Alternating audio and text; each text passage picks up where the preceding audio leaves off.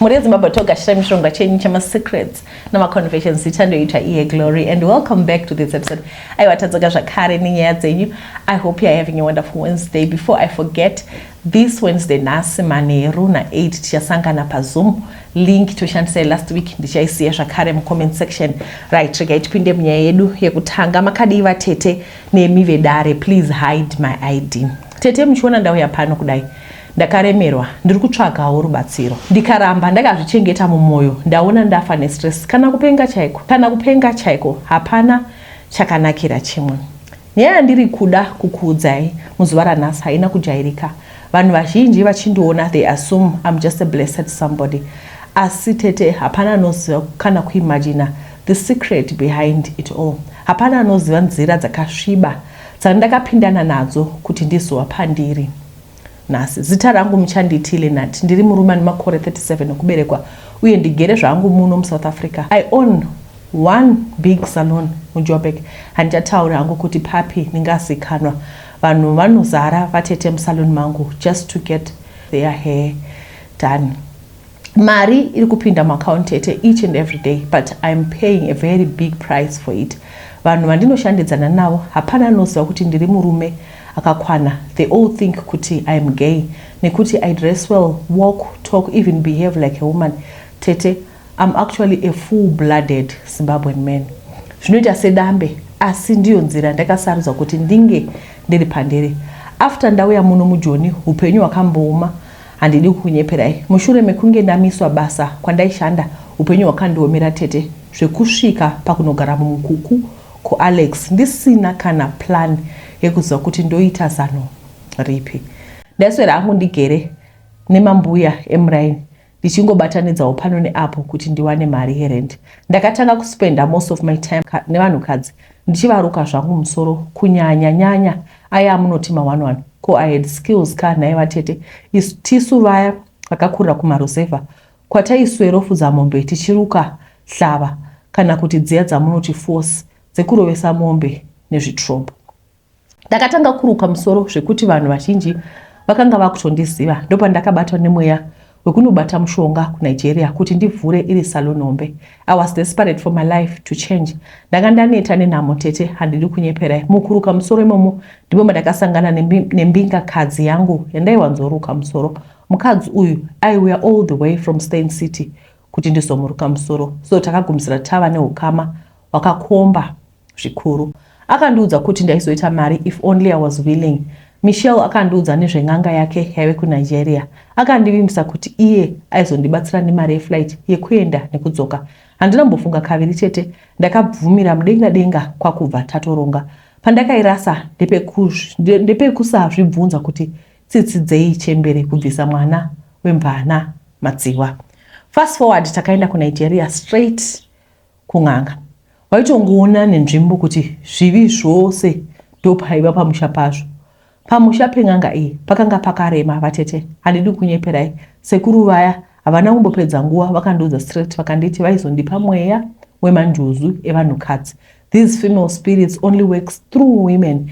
Therefore ndaifanira kuita plan yekupfeka uye kubehave semukadzi. Sezvo ndaita basa rechikadzi, ndaifanira kubhilivhisa munhu wese aindiona kuti ndiri mukadzi. Yet I am a straight man.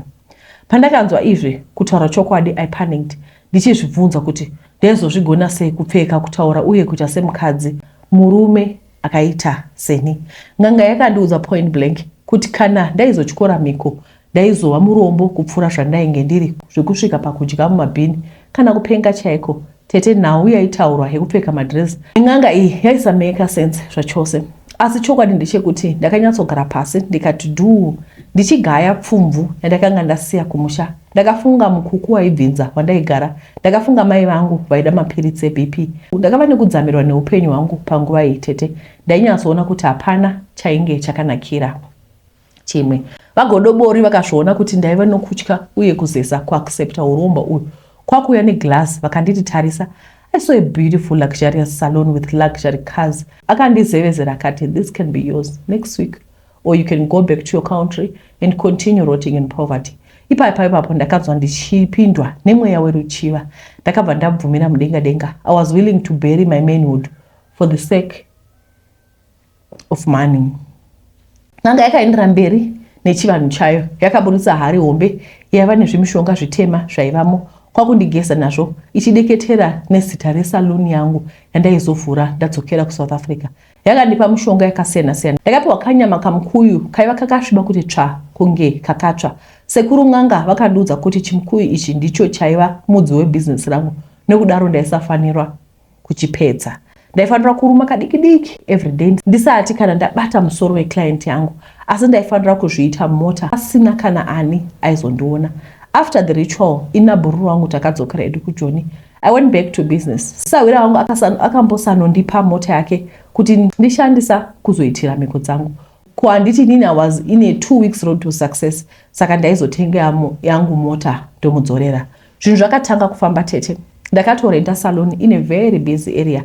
Ndakatenga hembe hobo dzechikadzi nemakeup plus mawig. Ndakazvipa a beautiful female name. I also changed my entire personality from men to female.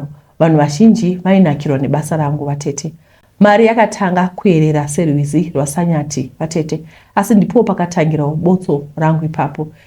Imiweyo imwe miko yandakapiwa nagodobori inotyisa zvekuti every time I think about it I get severe anxiety. Ndiri kurarama semukadzi. Mari ndava nayo, mota ndinadzo. I even managed to get a beautiful house and cars, but ndakabvisa mujere nema and I have no idea how to come out. Nanga yakanipa miko yekuti pese panouya client musalon mangu ndisati ndabata musoro mayo ndaifanira kuenda mota. Kana ndapinda mota muviri wangu waizochinja kuita chikara vatete. Ndaifanira kuchinja kuita nyoka uye ndaizoruma chimukuyu chiya chandanga ndapiwa. Failure to do so ndaizopedza mhuri kumusha. Ndichiri kuNigeria handina kumbotora miko idzi serious. Asi when I did it for the first time, I nearly died of fear. I remember it was a Friday. Saloon yakanga yakati pamu nevakadzi vaida kurukwa neni misoro yavo.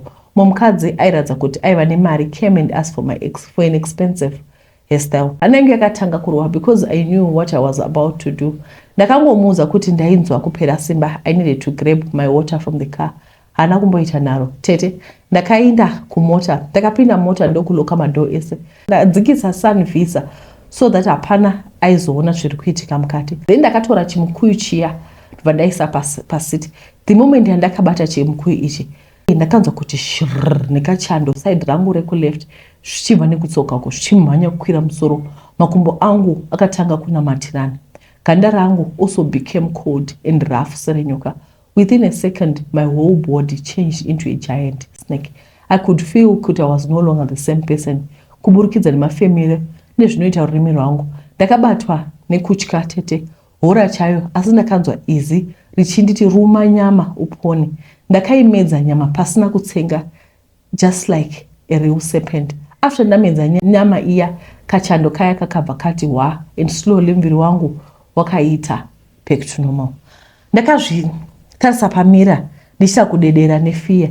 Iro dikita zvaro. I had to quickly fix my makeup, find my wig and adjust my female clothes. Ndakadzokera musalon with a smile. Hapana akambova nekuona kana kuziva kuti Satan paamire had just stepped in.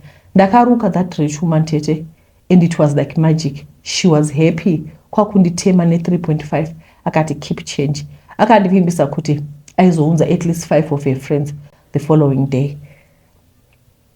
Deep inside, ndaiva neshungu tete.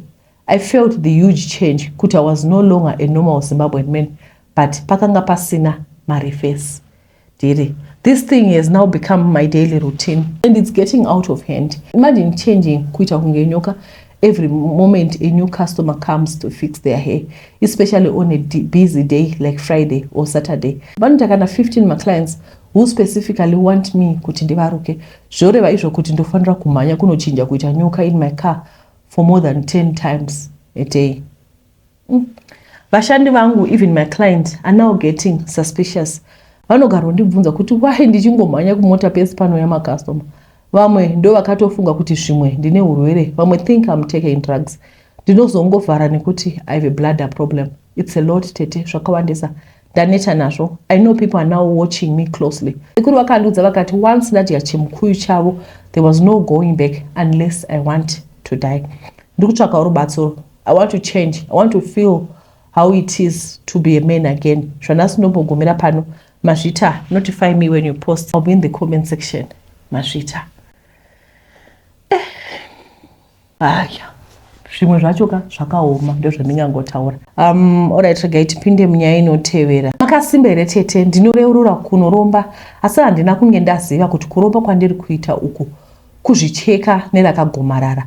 Chakanditumba vatete inhamo, kutambura zvakanyanya, kubva uri mudiki unenge usina kumboenjoy your life vatete, wokura zvakare unenge uchingorarama nekudya nhoko dzezvironda. Vatete, ini ndakashayikirwa nevabereki ndine makore masere. Memory yandinayo vabereki vangu ipikicha chete rakatorwa tiri vatatu. Handina kuzombobvera ndaziva rudo kubva ipapo. Ndakangokura ndichikandidzanwa sebhora kuhama. Dzimwe hama dzaiti kukutora kwete nokuti dzaida kundichengeta, asi kuti dzaitoti dzawana free labor. Vawana vafudzi vemombe, vawana anosara akachengeta pamba, vawana mureri wevana. Nemhaka yekuti ndakakura ndisina vabereki uye ndichichinjana kugara nehama dzakasiyana siyana, handina kukwanisa kuwana mukana wekuenda kuchikoro. So vatete, ndaiti kushaya nondida, ndoti kushaya chikoro, ndoti kushaya nogumbatira. It was a recipe for disaster.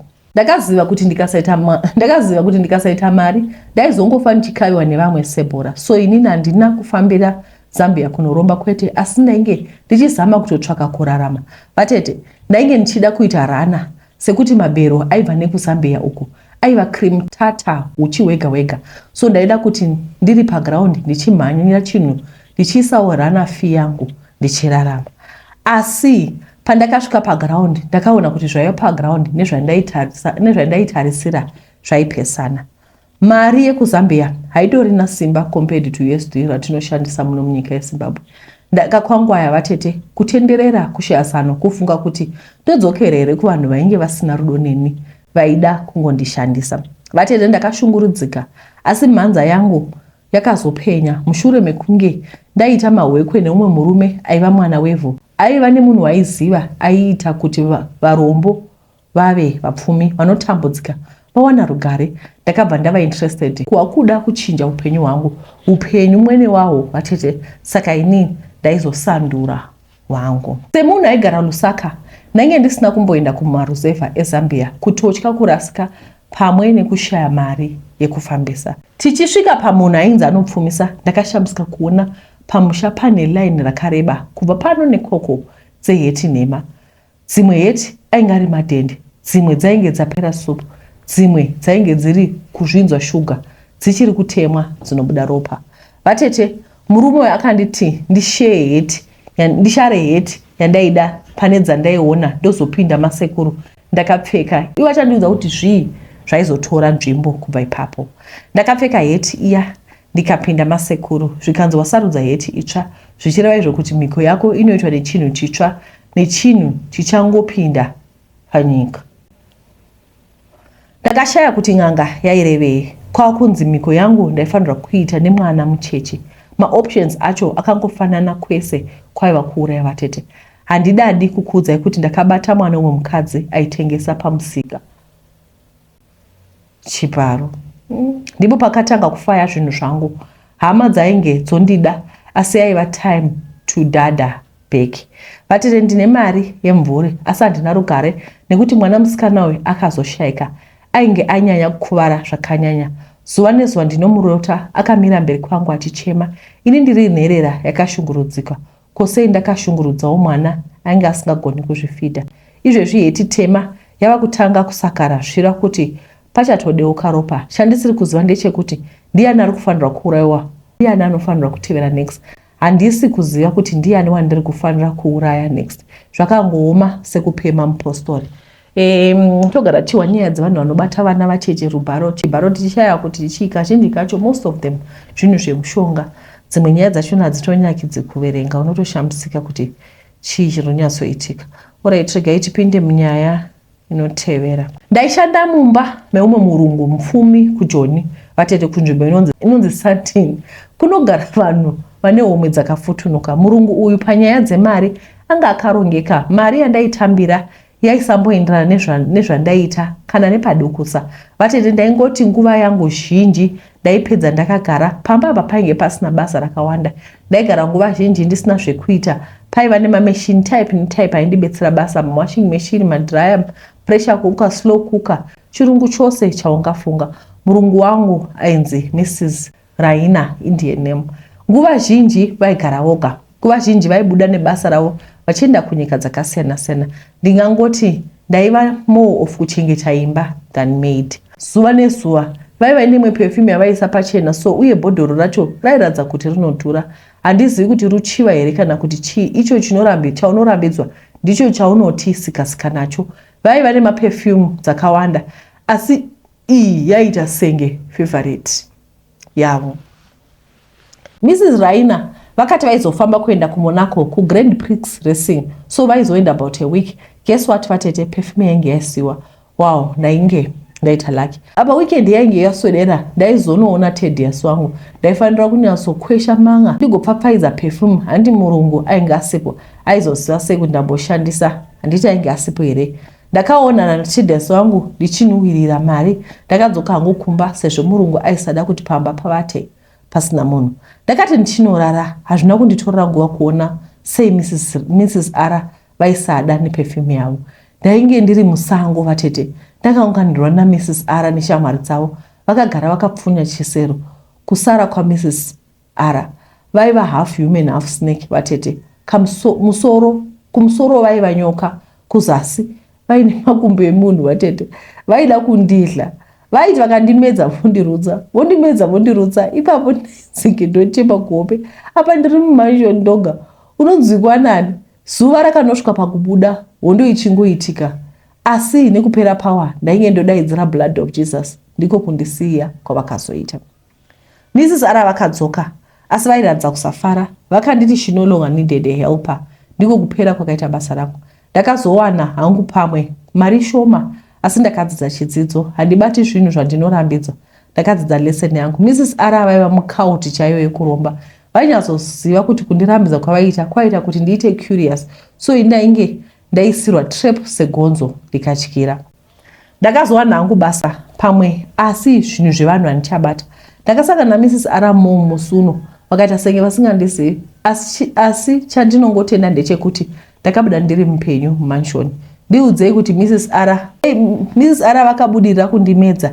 Ndaifira kuhope. Shaya anoziva kuti chii chakandiwira. Handibati chisiri changu chero zvidini.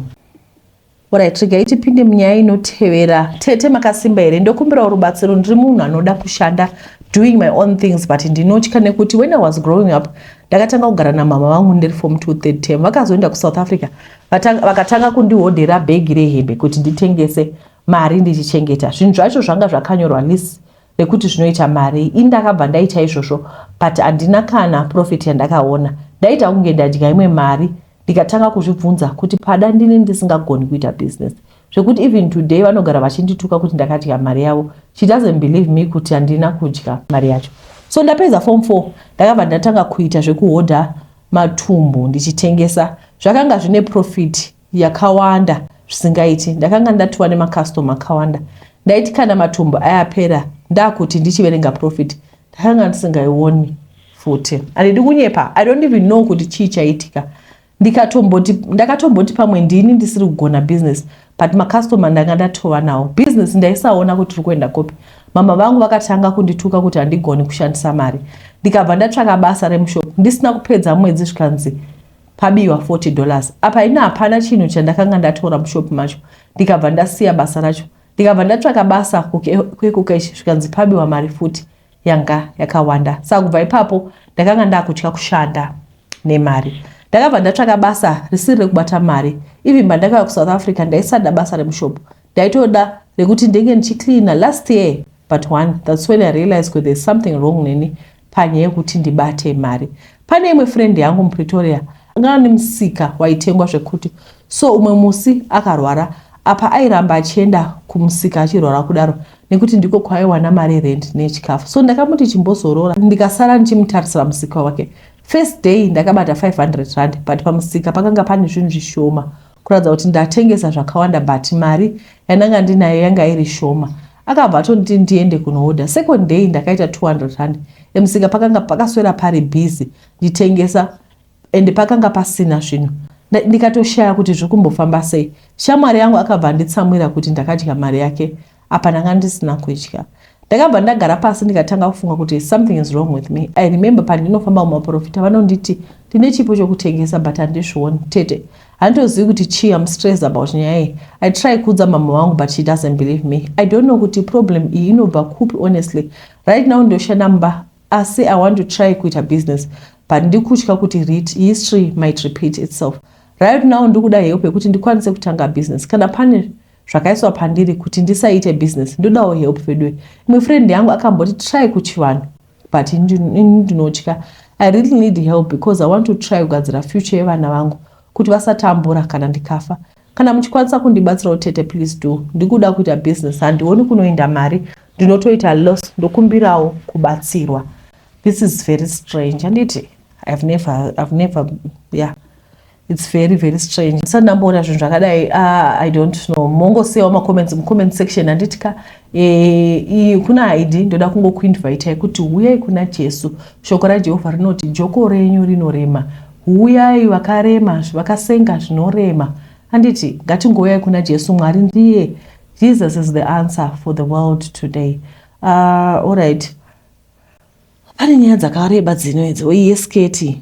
Muri sei zvenyu anti Glory? Inini I was introduced to you with my sister my Chelsea. Vanomukira vagoswera nyaya dzenyu pano. Vanogeza vakakonekta mabluetooth speaker. Ukavati ndaita problem advice yavo ndeyekuti nyorera kuna anti Glory. Okay. Ndina mukoma wangu akandibetsera kuenda kuCape Town kuti ndotsvakawo basa. Ndaingogara kuGauteng basa achiramba kutamba ende ndinotenda usingaiti. Ndakazondasvika kukapa kuya. Mukoma wangu akatanga kundicontroller over my friends angu, even stepchild hanzifamba sebaby of which ini ndaisa zvida zvekufamba sebaby izvozvo ndekuti ndaitira ivo vasaita worried neni vachiti ndingazoita zvechihure okumitisiwa okuzondiona semunhu asina kudzika manoda zvenyu. I don't know if you get me auntie. Aiti makauya kunozotsvaka mari noti kuzotamba saka handitenderi kuti mungotenderera muchinoona mashamwari enyu asina chaanokupai. I still remember rimwe day ndakaenda kumba kweimwe friend yangu aitogara nevabereki vake musikana yeye. Pandakadzoka mukoma wangu vakabva vati Tete ini zvekuti mutange nekuita comfortable nemafriends enyu zvisina mari mukati handizvidi pamuri. Ndogoda zvinhu zvine mari zvekuti ndingadzoa vanhu vachitaona kanzvadzika kukane madhara I would not mind cause Tete makauya kwese kuzotsvaka mari kuti tichengete vana mama kumusha. I just decided to cut ties with my friends. Apa nguva yese iyi ndaigara kumba kwegirlfriend yavo paisava zvavo kure nekumba kwavo saka vaitouya kuzodya kumba kwamaiguru vangu ava every day. Then pavanenge vanetawo vabva kubasa taigona kuvavigira chikafu kumba kwavo. Ndaigara negirlfriend yavo because ivo vaive neimba diki one room plus vaigara nemwana wavo. Rimwe day ndakamboenda kuchechi zviya zvemaservice ema2 hours manheru. Ndakaenda nahousemate wangu maiguru ava.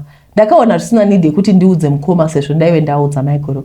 Takudzoka kuchechi kuya ndakawana mukoma achipopotera maiguru vachiti handinetsi ndogona kumudzorera kuGauteng kwandakamutora uko kwaigara mumukuku.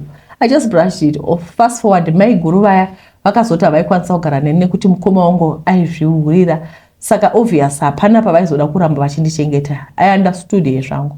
Panguva yakaitika zvinhu ini ndaive ndawanawo stay in randaishanda asi ndakazorisiya cause munhu wacho angatwa ne2 months asiri kundipa mari yangu ende nanhasi asati atondipa mari yangu yese anti kumubvunza nongoti things are also tight at my end. Ndasiya basa paya mukoma wangu haana kunzwisa kuti ndairevesa kuti ndaisapiwa mari kubasa. Instead akabva tanga kundinyaya achiti haana chaanacho endogona kumudzorera kuGauteng wandakamutora plus asi ropa rangu kana ndaida ndaigona kungorara naye. Ndakanzwa zvavainditaura izvi. Ini handi ndiri munhu wekuti I'm a vocal. I speak my mind and also handidi kuzvichenesa. I can be violent if it's necessary. Ini handidi kungofila kunge munhu ari kundibatira. That's how I am and maybe because of how I grew up. Ndakabvunza mukoma kuti vainge vazvitaura here vakaramba zvavo but ini deep inside I knew kuti ainge azvitaura cause vanhu vakandiudza vaisaziva kana chinhu about our backgrounds. I wanted him to just say Tete muromo wangu otaura but I'm sorry. Instead and into content vakatanga kundiposta pamastatus avo every day. I acted like a big girl. zvadaro basa ndasiya kugirlfriend nadzingwa tabva tatanga kugara mu1 room iya tiri 4 ini mwana wavo ivo mukoma negirlfriend yavo. Ati ndaitwa kuudzwa maregulations mumba mevanhu, regai ndimboseka. Vaiti kana ticherera music ndakaisa maearphones vaibva vati Tete mukuita noise ndoda kurara. Ndikangotangawo kubaya phone chaiyo vaibva vati brightness yefoni iri kuvatadzisa kurara. Anyways, takazosvika pakuti vakatozoti landlord wavo haachandidi ini pambapa, vakabva vambonditsvakira kumwe kwekurara. Ndakambeswa dzimba dzevanhu ndichirara ndichingodaro, kumwe ndichitomboita ma2 days ndisina chandaisa muromo. Zvisinei vakazondisa kune imwe girlfriend yavo futi, and mind you kumba kwaive neimwe girlfriend futi. So kune girlfriend yandaenda kunogara nayo vakamuudza kuti zvaingwa zve1 week. Vakati Tete munofanira kutsvaka basa before month end or else ndokudzorerai kuGauteng. Zvinoita hazvo Mwari, ndakabva ndariwana basa raisabhadhara zvaro ati ndaiwana 2.3 pamwedzi. Ndakangoti ndichisvika pabasa riya ndikabva ndatsanya 3 days dzakasimba kuri kutya kudzokera masituation kwamukoma kuti warara pano mangwana wabva. Ndakashanda anti asi deep down ndairwadzwa hangu kuti why is it inini ndinowana mabasa asingaiti. It's either munhu abhadhare unongopiwa nzungu sepay, cause ndozvazvitori mulife mangu kakawanda kwandakasiya mari ndashanda okupiwa mari isingatengi but ndaishinga hangu zvakadaro. Mukoma wangu vaya kubva zvandabva kubasa vaingotaurawo neni zvino pano neapo. Ini ndakatozojaira kuti ndozviripo ndokutongozviregawo. Mind you kana uchienda kumabasa semastay in aya hauendi nezibhegi rehembeka, unongotakurawo dzekunoshandisawo pabasa dziri special wosiya kumba kuitirawo pauchaita off. Ini hangu off handina kumboikumbira pabasa ipapo kwanditi kwekuenda ndainge ndisina. Ndakazoti hangu ndisade basa after 8 months ndokubva ndaenda kumba kuti ndinotora bhegi rangu ndichidzokera hangu kumba kuzimu chaiko. Anti ndakawana hembe dzakaitwa kupetwa mushe mubhegi umu, of which inini handisi munhu anopeta saizvozvo. Ndakatarisa ndokuwana hembe dzangu dziri hafu. Ndakabvunza mukoma, ivo vakati inenge girlfriend yavo yavaigara naye mumba. Ndakati vamubvunze vakati havana namba dzake, vainge vakambloka. Ndakavati ndomubvunza ini vakandirambira hanzi siyanai nevanhu. Ini hangu ndakabva ndamubvunza akati iye aiwa anga asina hembe dzakatora. Mukoma vakazofonera musikana waye achimuudza kuti handibloke. Ndikatoshaya kuti ko namba vazodziwanepi. In fact akafonera vanhu vakawanda achiti Tete vanopenga vaya hembe dzipi dzavanoti vakabirwa kunyepa plus hembe dzavo aiva matende. Ndakazvinzwa ndikabva ndabvunza ndikati naibra ko wai muri kundidai. Vakatanga kuramba asi paive neproof yeaudio yavaive varekodha vachindinyomba pamusoro pekubirwa hembe dzangu. Fast forward ndakabva hangu ndadzokera kuna sisi vangu vandaimbogara nawo Gauteng kwavaireva kuuya kuti ungodai ndokudzorera. Zvisinei imwe sketi yangu ndakazoiwana yakapfekwa neimwe ex yavo paFacebook. Ndokubva sisi vangu vabvunza kuti sketi iyi ndoiziva, asi mukoma vakarambawo akati kufanana kwemasketi. Vakazondifonera rimwe day vachingoti ndainge ndaba foni nemwana wavo. Anti ndiri munhu ane hasha zvekuti handidi kupumwa zvandisina kuita, ndinopopota very fast. Iye mukoma akabva afonera vanhu vakawanda chaizvo achivaudza kuti ndaive ndaba foni mumba.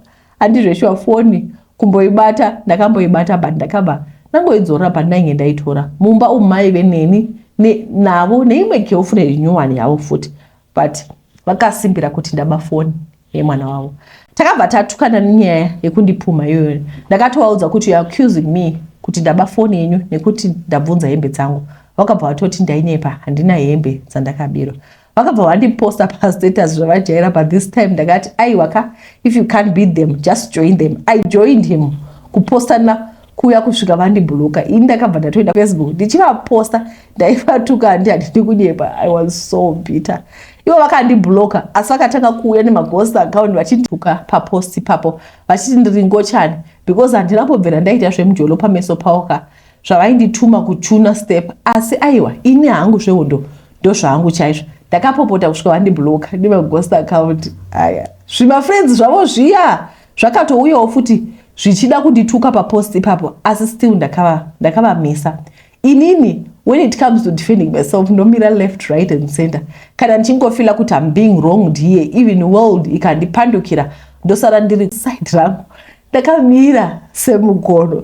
Ati mukoma wangu munhu wekuti hanzwisisi, akadetsa nemunhu ndiye ari always right, haabvumi kuti anokanganisa. Saka ndakabva ndakuti it's okay, ndichatukana navo kusvika ndaneta pamasocial media ipapo. Handi ndo zvavaida. vakazondifonera rimwe day, which means he unblocked me. Vakabva vatiwo foni vainge vaiwana mumba mavo, vakati sorry.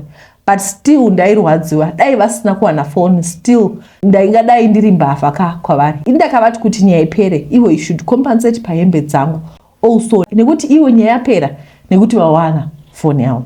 Ndakavaonesa ndikati ina handina kukupumai kuti maba hembe dzangu. I knew kuti munoita zvemagirlfriends akawanda, saka obviously vaisaziva ainge aba, but at least vaifanira kuratidzawo kumira neni, not kuti ndaivanyepera kuti ndabirwa hembe dzangu. Saka nhasi uno ndazovafonera ndichivati mukoma muri kudini hembe dzangu? Vakati munoda mari. Ndikati ndoda 2000 rand, it will be better. Vakati ivo mari ndiyo yamagara muchida, that's why manditaka. Vabva vati kana muchida mari iyoyo munofanirwa kunodeleta mapost amaindutuka kuFB kwenyuko, mubva manditi mukoma musori ndokumbirawo 2000 kuti nditenge hembe dzangu. Ndavaudza kuti ivo vanofanira kutanga vari pahembe dzangu, then ndozoitawo sorry, ndobva ndadeleta. Vakutanga kutondiona kunge ndiri kukumbira mari yavo. Inini handi, is that fair as? What he wanted was me to keep quiet in the name of he helped me. I'm really hurt, I don't want to lie. Ndotadzirwa, ndonyarara here nekuti ndakabetserwa. Ndazovaudza kuti varege nemari yacho, cause inini it's not like ndoda mari yavo. I need him to understand kuti ndakabirwa mumba mavo, and phone yavo handina kutora cause he keeps on saying pavakawana phone ndini ndainge ndaivika. I was hurt nenyaya iyi zvekuti ndasvika pakunyora my story as a novel titled They Held Me and at the same time they wronged me. Novel iroro ritoripo zvekuti dai mune nguva ndaimbokupai motomboriverenga marinzwa kurwadza kwaro. Even my readers were crying reading it. Nditewo say auntie, cause inini ndatotaura kuti ivo ndivo vari kufanirwa kutanga kuratidza compensation iyi. Cause inini kuzovaposta kwandakaita, it's because of throwing the same stone back to him. Ndomburawo kunzwa kuti imi nevadare munotiwo kudini nyaya. Tonyarara here tichitadzirwa cause takabetserwa. Zvakandibata, ndinoita dzimwe nyaya dzekunzwa kuti mwana abatwa chibaruna step parent, but because of ndiye ari kumuchengeta anofanirwa kunyarara. I don't know, maybe ndiri wrong zvangu. Alright. Mukugarisana mune zvinhu zvakawanda. Ndokumbura kuti mutitumire, can you send me the novel tigoverenga pano tigonzwa kuti riri kufamba sei, because ari kuti akugarisana kwatakaita nebrother yangu. Asi pekutanga pandinakidza ndepekuti brother yaitokontrola kuti aiwa vatete ima muna kuya kuno kuzotamba, nditika gare gare aiwa vatete ima muna kuya kuno kuzotamba. Kana vakaenda kushamwari fambai zvakanaka mumise chiuno, iwo brother vacho ibasa. Then ndakabva ndatumirwa masketi aya mapicture ya 2 for skate A skate B, aiwa skate 1 dzakatogwa nevasikana, zvinhu zvacho zvakaoma. Saka ndiri kungoti we mustn't take advantage of vanhu vatinogara navo. Handiti kana tigara nevanhu, let's just treat them the way we would want to be treated. Handitika nyaya dzanhasi dzaiti shomekei, handitika, asi regaiti tingoona kuti dzinosvika pamaminutes mangani. Ndokutendai nekuona chirongwa kwamaita. Mwari vakuitirai zvakanaka. Munongosiyawo macomments. Nyaya dzanhasi dzasita kunge manovel chaidzo. Asi tingangoti kudii ndo zviripo. Handiti mune muchiteererawo muchiita basa renyu. Ndokutendai nekuteerera kwamaita. Mwari akuitirai zvakanaka. Tichadzoka zvakare muzuva rinotevera. Ndatenda.